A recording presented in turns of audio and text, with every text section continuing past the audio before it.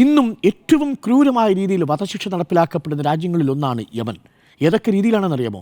കല്ലെറിഞ്ഞു കൊല്ലുന്നുണ്ട് യമനിൽ. അടുത്ത കാലത്ത് അത് കുറച്ച് കുറവാണ്. വധശിക്ഷ നടപ്പിലാക്കുന്നത് വെടിവെച്ച്, അതായത് ഒരൊറ്റ വെടിക്ക് ജീവൻ വെടിയണം എന്നുള്ളതാണ് അവരുടെ ശിക്ഷാ നിയമത്തിൽ പറഞ്ഞിരിക്കുന്നത്.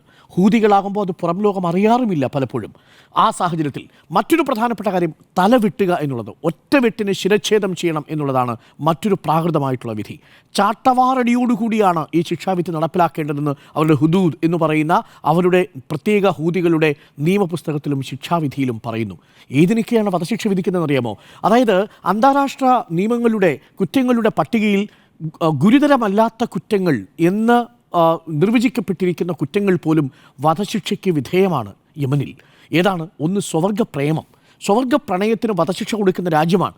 പ്രായപൂർത്തിയായവർക്ക് മാത്രമല്ല എന്ന് ഓർമ്മിക്കണം, പ്രായപൂർത്തിയാകാത്തവർക്ക് പോലും, മാനസിക വൈകല്യമുള്ളവരെ പോലും ഒരുപക്ഷെ വധശിക്ഷയ്ക്ക് വിധിക്കുന്ന പ്രാകൃതമായ ഏർപ്പാടുള്ളതാണ് ഈ ഹൂതി ഭരിക്കുന്ന ഈ വടക്കൻ യമൻ്റെ ഭാഗമെന്ന് പറയുന്നത്. ആ അർത്ഥത്തിൽ മനുഷ്യത്വം തൊട്ടു തീണ്ടിയിട്ടില്ലാത്ത, ഒരു തരത്തിലുള്ള അന്തർദേശീയ നിയമങ്ങളും പാലിക്കാത്ത ഹൂതി വിഭാഗം ഭരിക്കുന്ന ഒരിടമാണ് ഈ യമൻ എന്ന് പറയുന്നത്.